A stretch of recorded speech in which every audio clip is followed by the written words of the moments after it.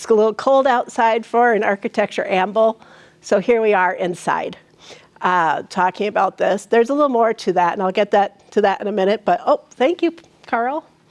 And be sure to follow us on our website and our Facebook.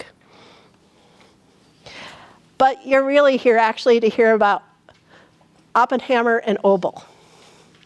And Oppenhamer and Obel were local architects, and prolific would be an understatement on these guys. The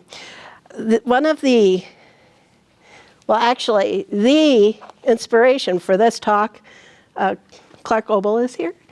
He'll know this book. This is written by his father, Ray Obel, the son of Mr. Obel here. And this book, it's not huge, but it has a nice inventory and photos where possible of their works. And I found this one time and I showed it to Carl and he's like, we need to do a talk. So here we are. It's a wonderful book. I believe they have a copy here at the library. Be sure to check it out. Really, really helpful. So with that, like I said, Oppenhamer and Obel. Architects that helped design Wausau neighborhood and the Skyline. If you walk through your neighborhood, there's probably an Oppenhamer and Obel there. And walking downtown, I can tell you there's a ton of them. Let's start with Mr. Oppenhamer. Born in 1877, died in 1948. And he did change his name from Oppenheimer to Oppenhamer. Never says why. But I can tell you, he probably didn't know that in 100 years' time, when somebody types his name into Google, in a Google document, it will change it back to Oppenheimer every single time. So anytime you saw Oppenheimer in any of the press releases we did, I apologize, it was Google, because I was fighting that continuously. But his education was in Fort Wayne, Indiana, and Beaux Arts in France. So a highly, highly educated gentleman. He did have his family, wife Edna, and a daughter and a son, Helen and Earl, and he actually even taught at the Chicago Art Institute, giving him even more credibility there. Worked across the Midwest in Chicago, Michigan, and he came from Chicago up into Wausau. And he was even a registered architect in different places. And just a note, which I thought was kind of cool, because finding out about Mr. Oppenhamer was a real issue. There is very little about him out there.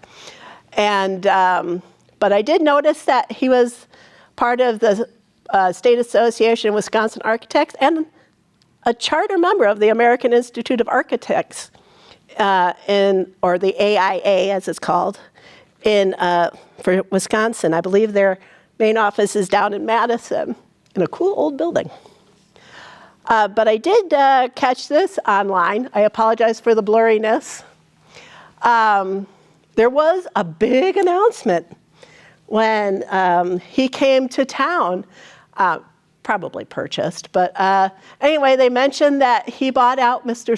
Swathart, and I apologize if I'm mispronouncing his name, which was part of Swathart and Spear, and he bought out Swathart, luckily, so I don't have to keep saying that, and it became Oppenhamer and Spear, coming up here. You can kind of see that down at the bottom. And there was a second article, luckily clearer. It even mentioned that he is bringing his family up. Everybody get excited here. Mr. Oppenhamer came up here with 22 years of experience already. So, and he was, you'll note that it says he confined his labors to high-class residences and public buildings. So he wasn't just a run-of-the-mill kind of architect. So it was good to have somebody like that up in Wausau.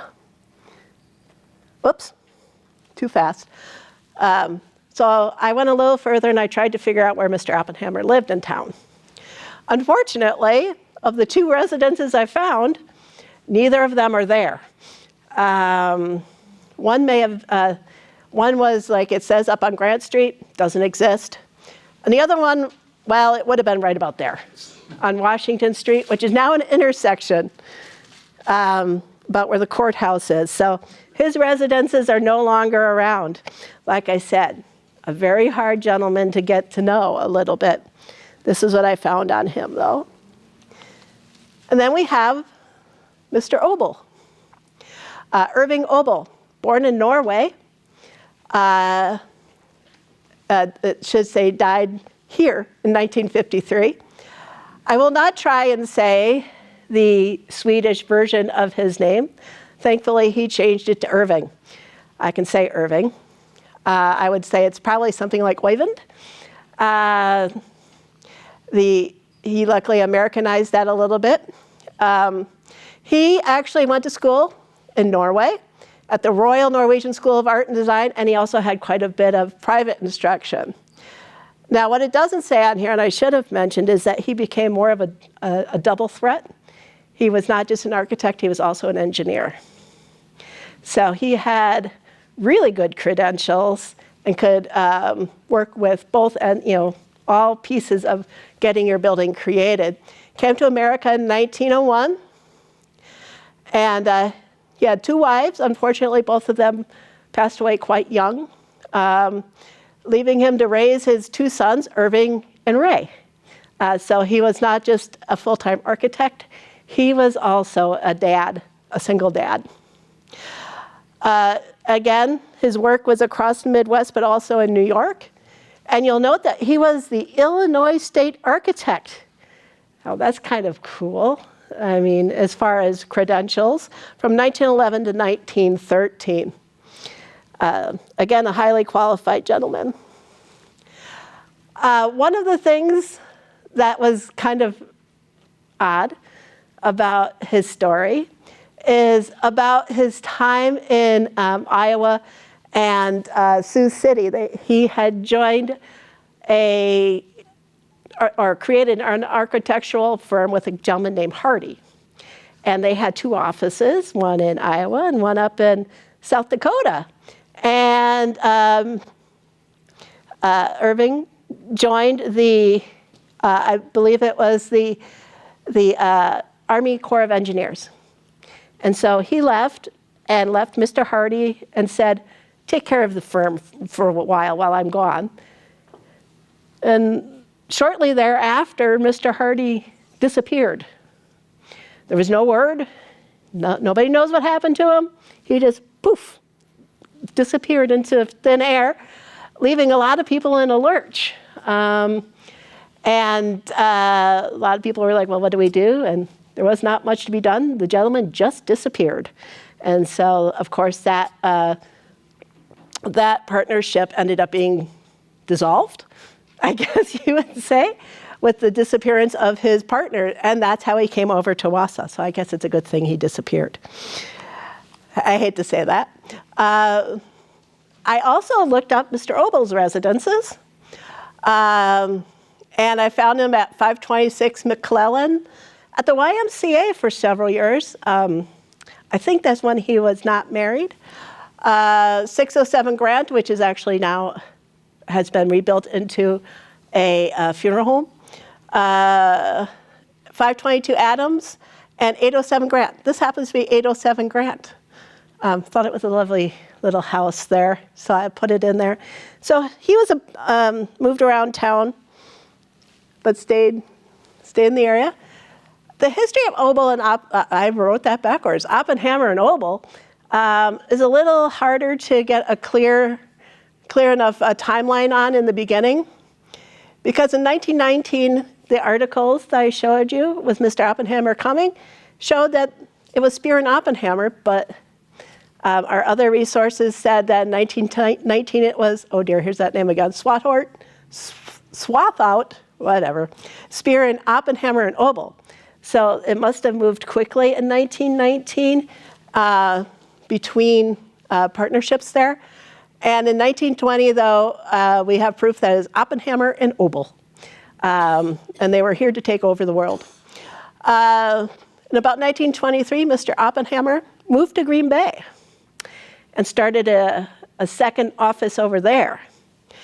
And it's hard to say who built what or who designed which building exactly, but chances are really, really good, since Mr. Oppenhamer was in Green Bay and Mr. Obel stayed here, that the majority of the buildings we'll look at were mostly designed by Mr. Obel.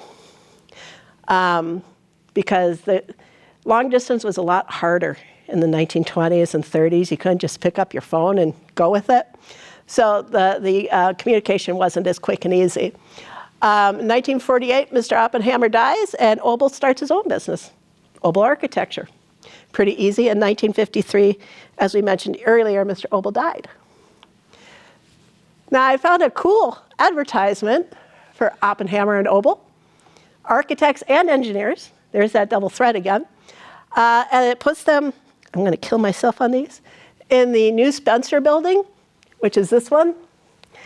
And that is now Downtown Grocery. So it looks a little different after the big fire and everything, but they would have been up on the second floor there.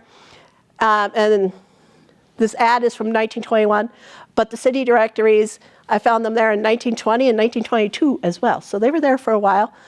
But then I also noticed they had a second office in Chicago, which is pretty cool. That's a picture of the Continental and Commercial Building, Bank Building, down in Chicago. It's still there. It's on the National Register of Historic Places. It is a massive building, but it is way cool when you go to see it. And you'll notice, just as an aside, Mr. Oppenhamer was a member of the Kiwanis. I'm not sure why that particular thing was pointed out in that ad, and they also had a really good motto, very straightforward, right to the point. We build. Says it all, right there. You gotta like people who are direct and to the point. So where were their offices beside that? They were also at 606 1/2 3rd. If my research is correct, it would be right about in the middle there. That was from 1925 to 1936. That's above Back One Cafe. If you haven't been there lately, you should probably pop in for dinner. So they were there for quite a few years. And the listing also specified, it said ARCHTS 5 to 6. I'm thinking that means they had 5 to 6 architects working for them. And that will make sense when I show you later in a bit what they were up to. So we're there. But their final place is Oppenhamer and Obel was here, which was known for many, many, many years as Rillings. And they actually designed this building and built it for the Rillings. And the story here is that the reason it was built this way was because after fire wiped out part of that block in the early 30s, the guy next to him, or the folks next to them, which is, I should have taken a picture, I apologize. It's, what's the clothing store? Nicole's is next to you. Looks very similar to this. And they had built in what they called a neo-Tudor fantasy, meaning not quite accurate, but cool nonetheless. And the Rillings said, I want one like that. That's cool. So Oppenhamer and Obel sat down and started designing this, which has half timbers, you'll notice. Your half timbers are through here. Detailed carving along the roof line there. The exposed rafters, you can kind of see them under there. And also kind of neat that they have the dual entrances there and the big glass window in the middle. And Oppenhamer and Obel were up on the top floor there. That's where their offices were for many, many years. So pretty cool office. So what were they building? I mean, how busy were they? Well, in 1921, the Wausau Pilot did this article. They were looking at businesses in the area. And the list here, I mean, this is all school work, Central School, all kinds of grade schools through there, banks, theaters, clubhouses, residences. They mentioned residences twice, actually, because they did so many of them. Residences and houses and hospitals and hotels, memorial buildings, you name it, they were working on it. Industrial buildings. I mean, the list is crazy. And they did, what they say, almost $2 million in business, which doesn't seem real big now, but I calculated it out with the help of Google. To just over $32 million worth of architectural work done by them in 1920. That's a crazy amount of work. Throughout north central Wisconsin. Throughout north central Wisconsin. Yes. Oh, yes. I should mention that. They did not just work in this area. They went outside of Wausau. You will find their work all across central Wisconsin, of course, through Green Bay because of Mr. Oppenhamer over there. Down in neighboring states as well. They just, their work is abundant, like I said, to say the least. In fact, here's a list of some of the places in the Wausau area. Here's the residences, and here's other buildings. We'll be going through these one by one now. Okay, that was my humor for the day. But as you can see, the list is enormous. I mean, really, if you didn't have your house done by Oppenhamer and Obel, you just, you were nobody. And the other buildings, I mean, just the number of buildings is crazy.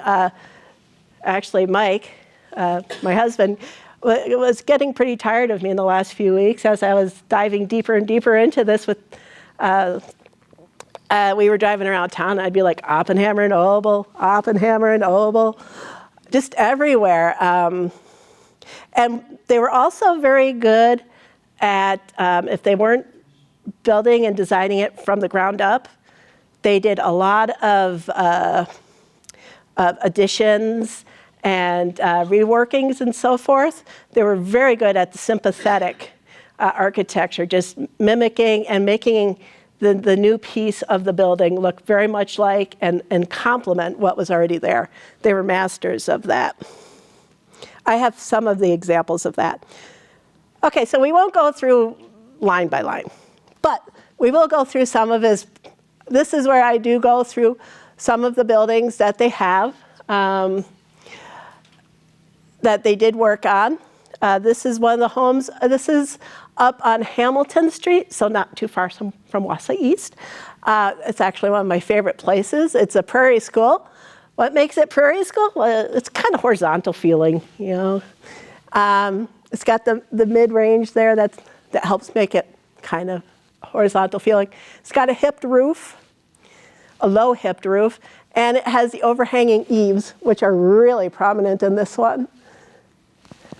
And it's also very symmetrical in the front. It's just a beautiful home.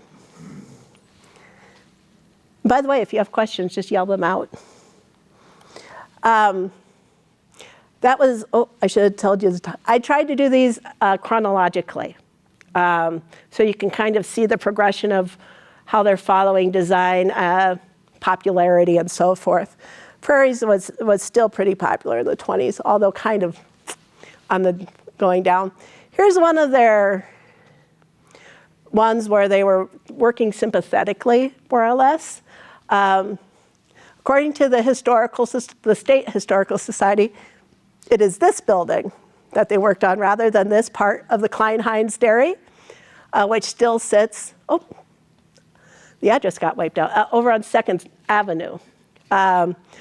It's still there. It is empty at this point, I believe.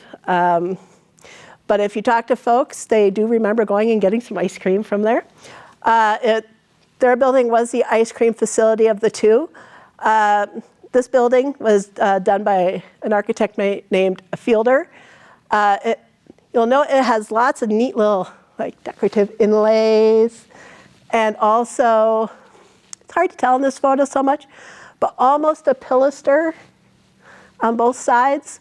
And one of my favorites, glass block windows. I don't know why, but I've always liked glass block windows. I think they're kind of cool. Adds a little something different. And there is a small parapet, which is this piece up across the top of the roof line. So were those windows at one time on the second floor and filled in? I would say yes. You often see that with older buildings. People, the question was, are these bricked in areas windows? And I would say yes. At one time, that was probably 3 large windows to mimic the ones below. People do take those down, brick them in, board them in, whatever, to help with energy and all that good stuff. It hurts me every time I see that personally. But like I say, definitely different from the first one. Here's one that just down the road here. And it's a beautiful building. It was built as the Elks Lodge, and it's still the Elks Lodge. So that's always nice. This is one of their lovely commercial buildings again. And in this one, you'll notice, it's got the arched windows. It's got 4, some people call them piers, but pilasters. These are pilasters. Pilasters are kind of like a pillar that is up against a wall. So that's a pillar in the middle of the wall, or the room there. This is a pilaster because it's up against the wall. And it's more decorative than anything else. And then in the bays, like I said, the arched windows there. And it does have some nice stone trim at the bottom line there and the top line. And again, that small parapet at the top for flair. And it's haunted. Of course it is. I mean, come on now. We don't talk a lot about the hauntings, but this one is said to be haunted. There's a bar on the top floor, not a bar, a ballroom on the top floor. There is a bar and bowling alley in the lower level, which are pretty fun in and of themselves. I don't know which floor the ghost hangs out on, but I assume the bowling alley, because I would. This was known as the Mary Poor Chapel. It was a chapel when it was built back in the 1920s. Today is the Central Wisconsin School of Ballet, or Wausau Dance Theater, and Wausau Dance Theater, I should say, which is funny because I do believe they're doing the Nutcracker at this very moment down the road at the Grand Theater. But they state that this is late Gothic. You can see the arch there, the surround in the door, which is very decorative. Again, there's kind of a parapet up on the top there. Good solid structure, as well as decorative around the windows there too. Any idea what the cost of these buildings might be? They did not tell me that. A lot. No, I am not positive. I would assume that depends on your materials used and so forth. I don't know who asked that, so I'm sorry if thank you. I'm like, I don't know who I'm staring at.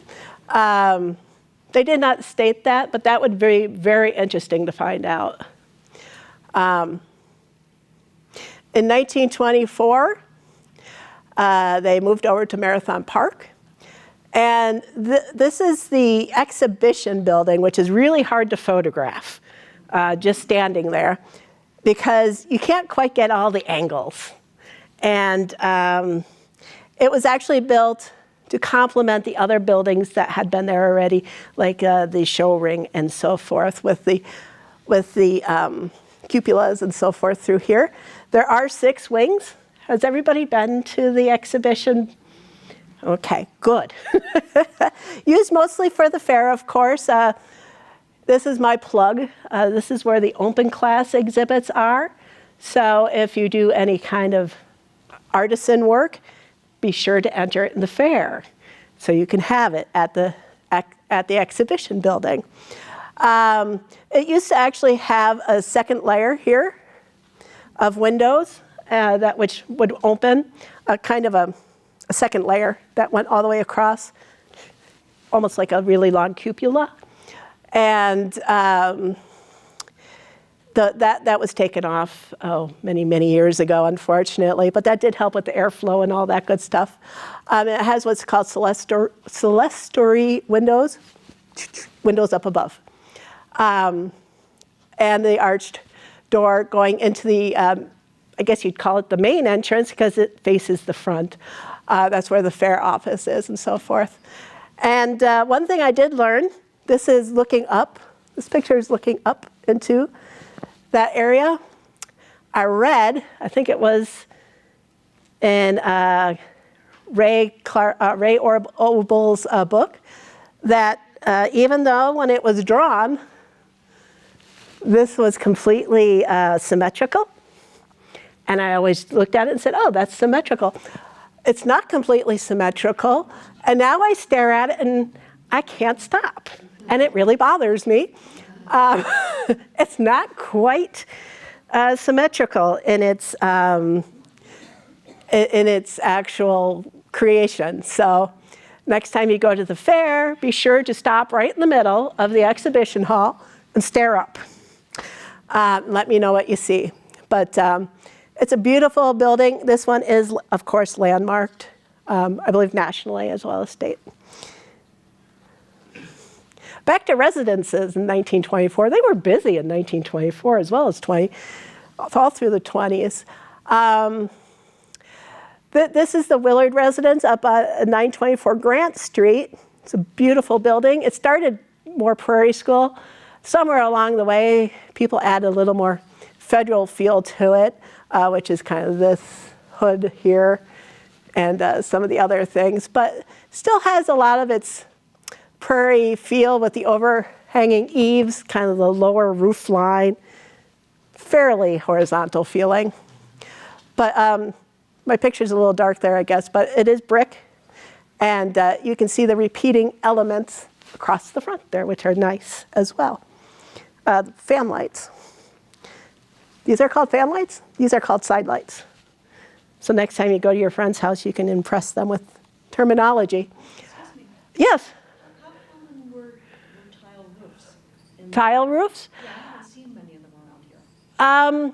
It really depends. I don't know for sure how popular they were, but would really depend on your architectural style.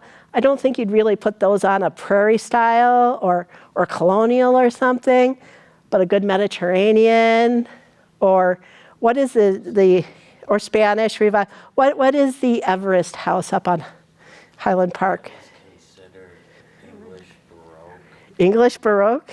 Really? There's a couple other elements, but I don't know. The one I'm talking about is, Spanish with the tiles. yeah, but the tiles inside, it's kind of a mishmash, really. The house I'm talking about is on Everest Drive in the Highland Park area, and it's where Everest lived, if I remember right. And it's huge, and it has gargoyles on the corners. The gargoyles are very obvious, but it has a tile roof as well. So you will see them around. They're not like... Mackin doing 6. Mackin doing 6. I think they have one too. Yeah, that one is as well. I'm sorry, what? Yeah, they're extremely expensive. They are very expensive to maintain. Family in Southern California, and repairing and fixing a tile roof, workers go up to fix tiles, and they accidentally break other tiles. Yes. And I would imagine, and this is just my thought process, I would think tile roofs and really cold weather are probably not friends. And it would make it very easy it would make them kind of brittle. This is another prairie school, still popular in the 20s, as I said, so I threw this one in. It does have a nice colonnade here at the entrance, which is nice. A little fencing up there. Again, the low-hipped roof and sort of the horizontal feel to it. Would the porch be an addition? Possibly. It did not state that it was. So it may have been original. What is the hip roof? Hipped roof. Trying All the sides of the roof come together. come to a Point. point in the center. There you go, yes. Hipped roof, all four sides kind of come together in the center at most of a point, rather than one where you see a front gable where it's like, boy, these are fabulous hand gestures here. A front gabled would be more like this, and the front of the house is here, and two sides come together. This has the four sides that come together, hipped. If you come on one of our tours, I'll be sure to show you lots of them and explain it better. You can see the four sides kind of come together right about in there, if that helps. Does that help? Yes. Whoever asked? Oh, you're in the euchre seat. You're behind the pillar. So this one's sort of obvious one, or well-known. This is our beautiful Grand Theater, which, like I mentioned earlier, is currently being used with a show. The Grand Theater, built in 1927. Oh, and before I forget, I have them. oh, you have them? I organized them. Oh, thank you. In order. If Carl's going to start handing out some, Oh, they're all different. they are all different. Blueprints. We were given access to the blueprints of the Grand Theater through the Marathon County Historical Society, and so we printed a few off. So those will get passed around. Each one's a different view of the Grand Theater. Just leave them here when done, but take a look at those in the dark.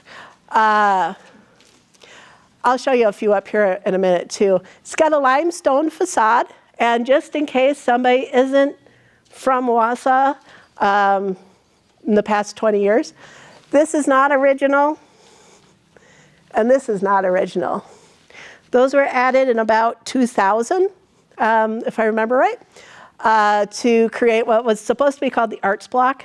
That name never really caught on. It's still just the Grand Theater, but it connects it creates a lobby area between the theater and the PAF building, which is the administrative end of the Grand Theater, and a lovely gallery area between the Grand Theater and the Center for Visual Arts. So those are not original, so obviously not Oppenhamer and Obel, but there is this section, of course, the original Grand Theater, which lives up to its name with lots of really decorative pilasters, as you can see there, with the highly decorative tops to them, some wreaths, urns, you name it, they threw it all at this one. It's a gorgeous, gorgeous building. Has everybody been inside the Grand Theater? Okay, good. If you haven't, you need to go there.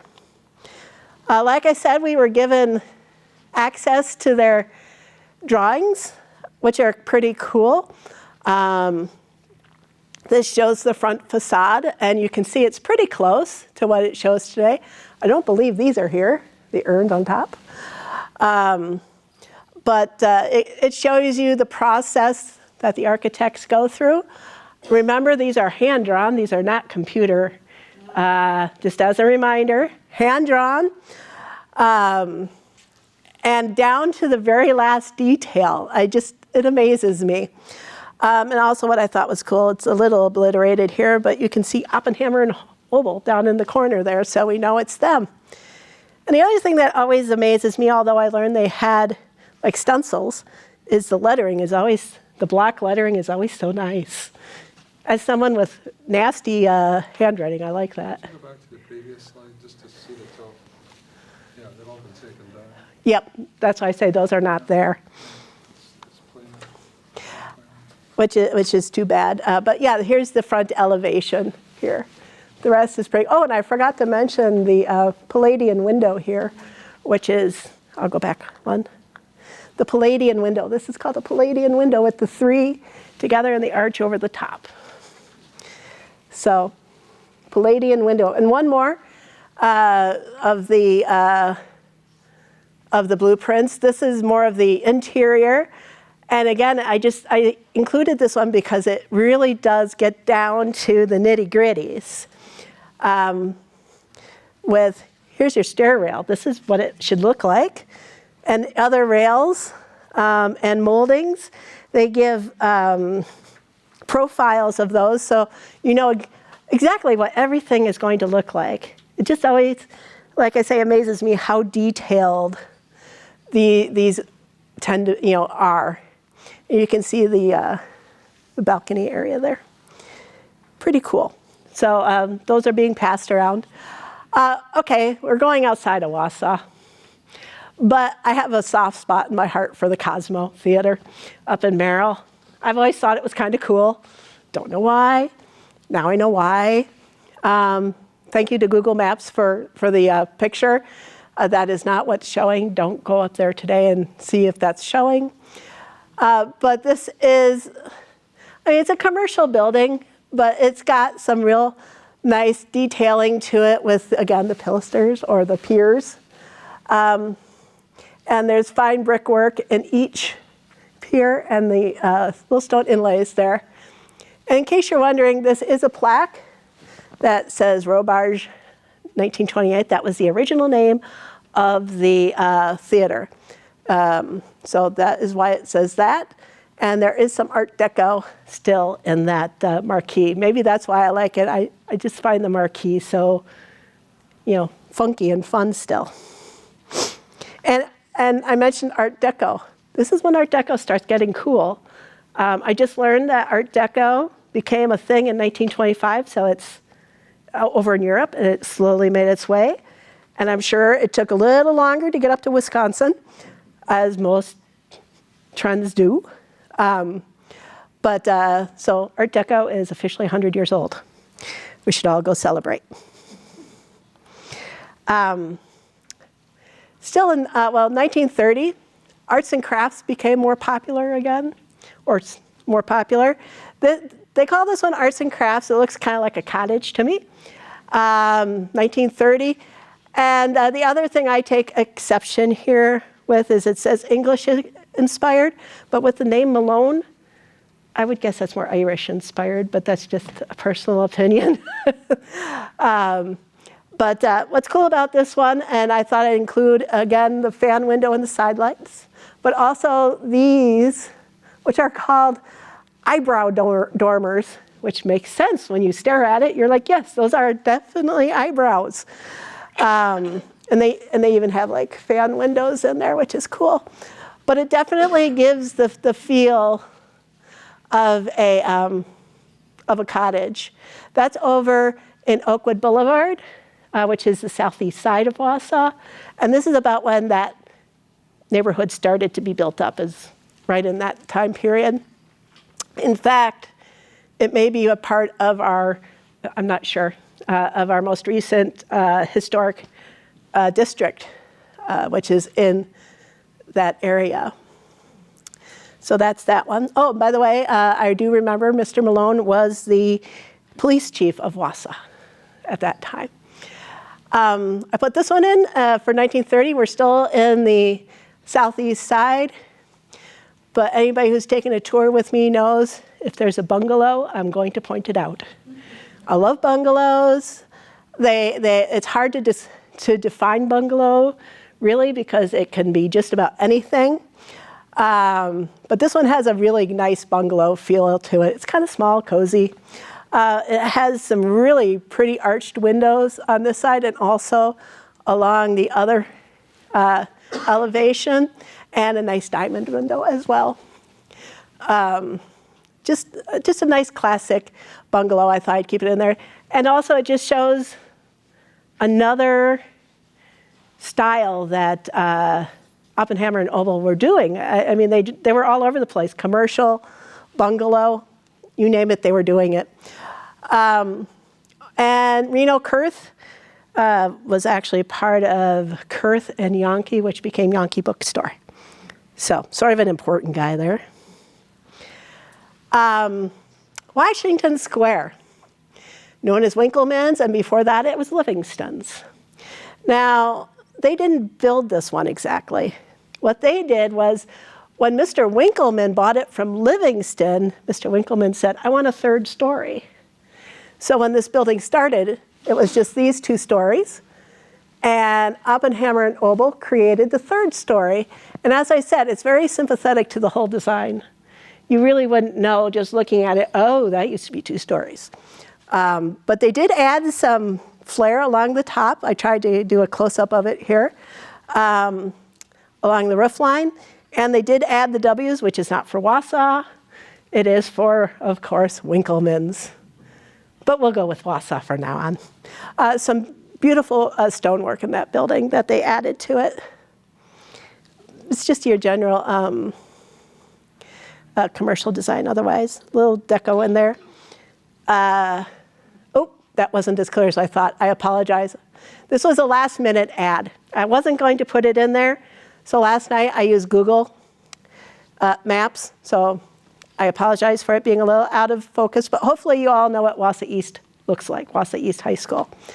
Wausau East High School had many, many additions thrown onto it.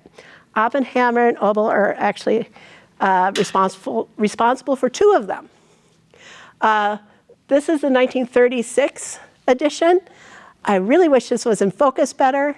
It was on my TV. Again, you can see the pilasters, which are kind of Art Deco-y, and the geometric designs, which repeat all the way across, also speak to the Art Deco feel.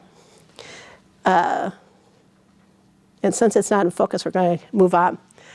I threw this one in because, again, it's outside of Wausau, but we saw this on our very first tour to Marathon County. So I threw it in there when I saw that they built this one.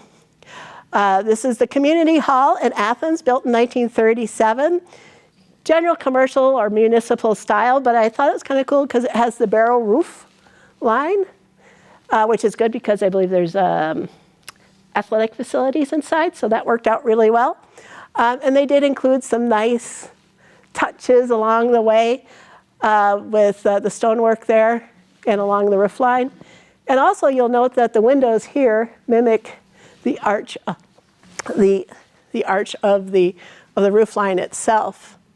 And again, there's some pilasters in there. So when you leave here, you're all going to be talking about pilasters. This one is like 100 yards that way. This is the federal building, and it truly was a federal building. So the building of it, or the designing of it, was a little different. Oppenhamer and Obel did not get to just design this on their own. They had to work with the government on this one. Never fun. So the official architect was Simon, who was from the Office of Supervising Architect, and then they had the consulting architects of Brelman and Sons, and I guess this says it on the what do you call that? The cornerstone.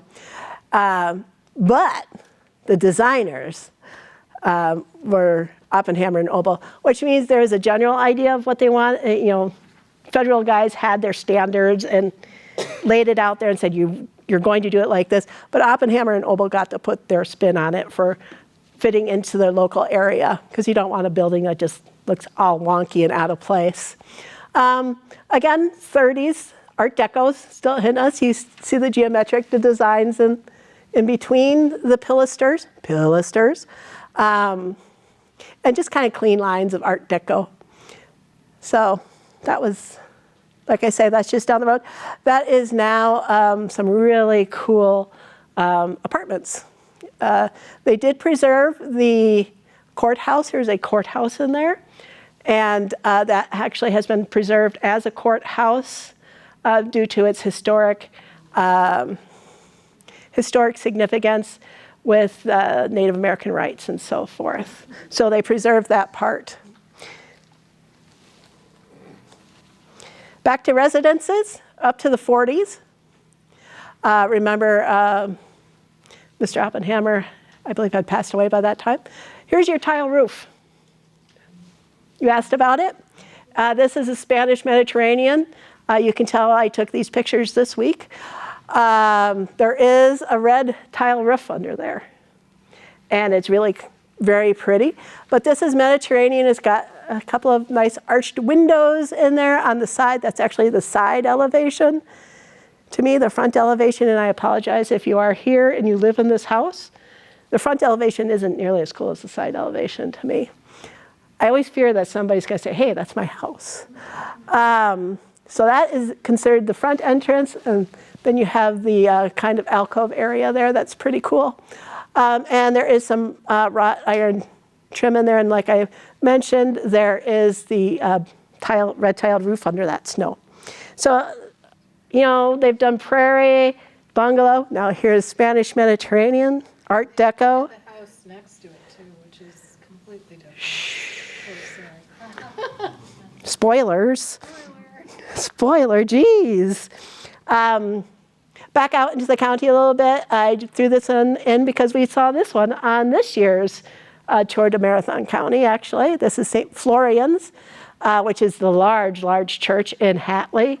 You can't miss it, and they have a heck of a good festival every July. They weren't specific on the design of this, but I called it Georgian Revival because it is pretty square. It's pretty symmetrical, and it has this entry portico here that's kind of cool. And there's that hip, oh, this is actually showing a hip roof pretty good, showing it how it comes together in almost a point there. St. Peter's Church, we actually did this on our tours this summer. I did not realize it was Oppenhamer and Obel at that time until I read the Orange Book, the new Bible there. They built this one in 1941. I included interior because I took one while we were on our tour. Neo-Gothic, more or less. You can see the tallness, the vertical feel of it. A bit of an arch here. Some arches up in that way. It's a beautiful, beautiful church built in 1941. So you can see they're building churches as well as commercial. Back to with some more commercial, 1941, 42, Art Deco is getting stronger in this one, in this case. This is called the Wisconsin Public Service Building. It is now Becker and Hoppy. It's on the corner of 4th and Jefferson, I believe it is. You can see some Art Deco in there. The pilasters are here, but they have a little bit of decorative on top. You can really see it above their entryway. Even the entryway feels kind of Art Deco, just clean and vertical lines there. But above the door is a grate that is done with shells and fleur-de-lis, and it's just lots and lots of nice Art Deco decoration to it. So next time you go by it, be sure to look up at it. Oops, going long. I'm sorry.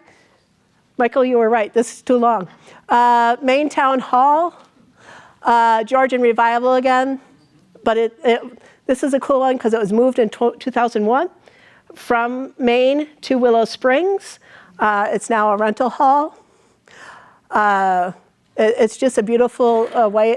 They did a beautiful job of moving it and keeping it looking like it did in 1945 for the most part. You can see the nice bank of windows there, very symmetrical. Almost done. See? different era though, a little different era.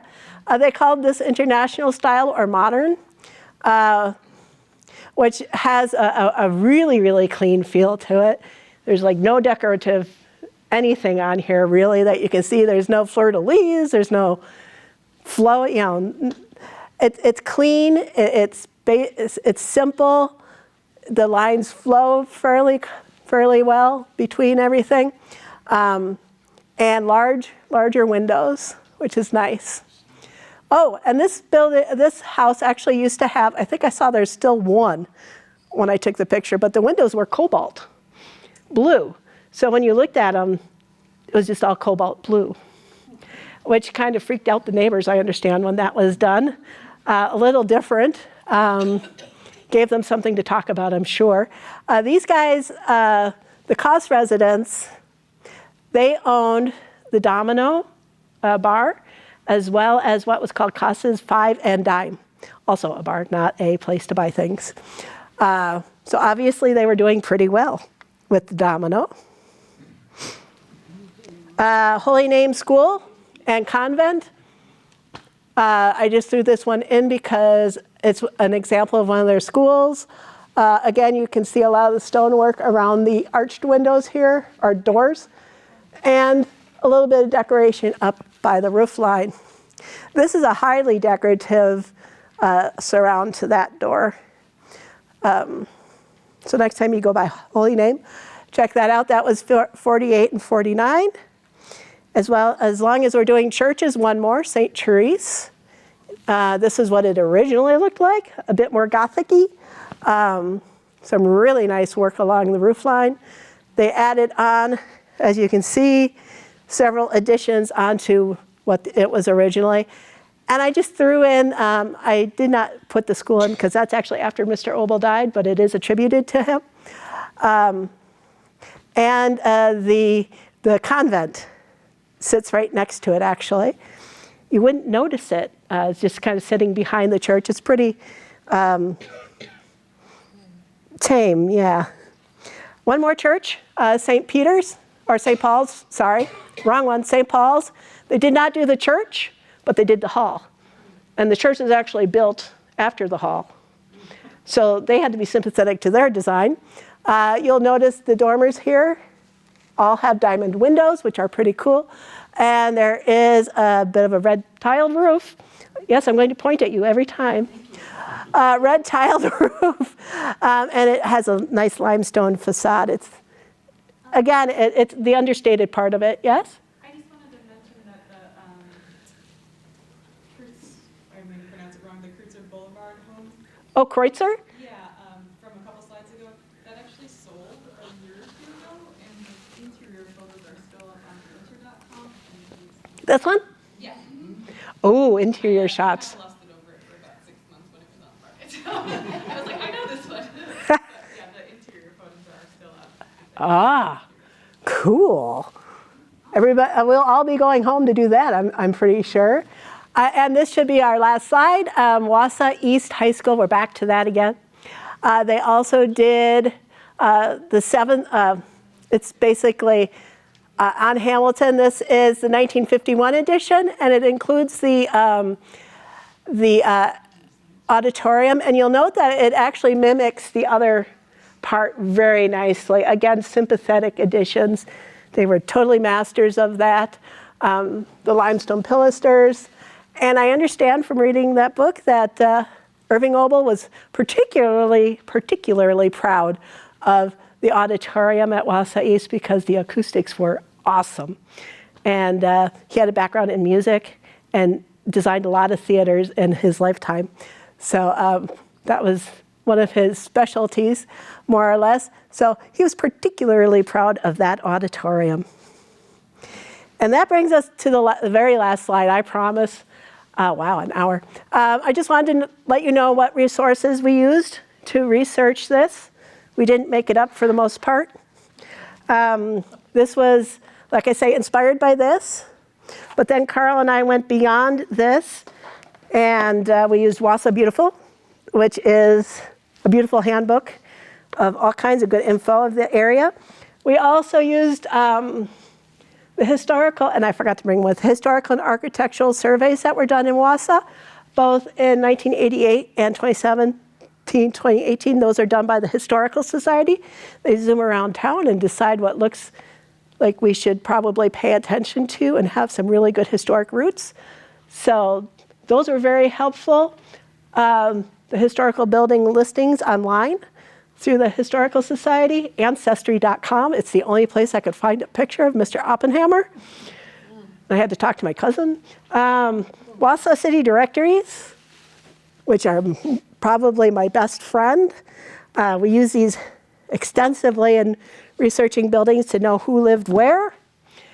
And also some help from the Marathon County Archives with those blueprints. So that is how we researched this. We appreciate you coming. I hope you learned a few things about Oppenhamer and Obel. Any last minute questions we can make up answers to? Yes. Was it Mr. Obel who was the musician and who really, is he the one who did the auditorium with the acoustic? Yes. Okay. Mr. Obel, his family, I understand, was very musical. Okay, Clark, I'm going to put you on the spot. Where'd you go? There you are. Are you musical? Yes. Ah, it is family tradition to be musical.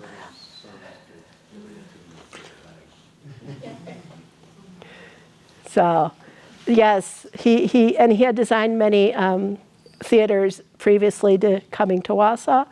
So that was sort of, like I say, his specialty.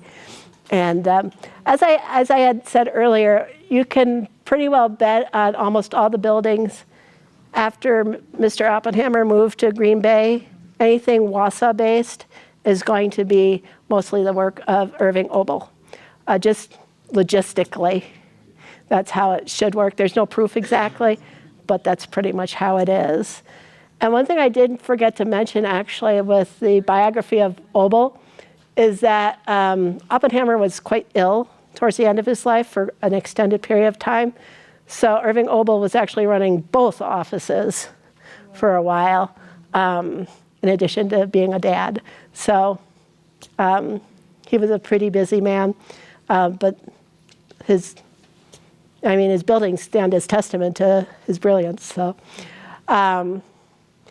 any other questions? Okay, well, great. Well, thank you so much for coming. We appreciate it. I hope you enjoyed it.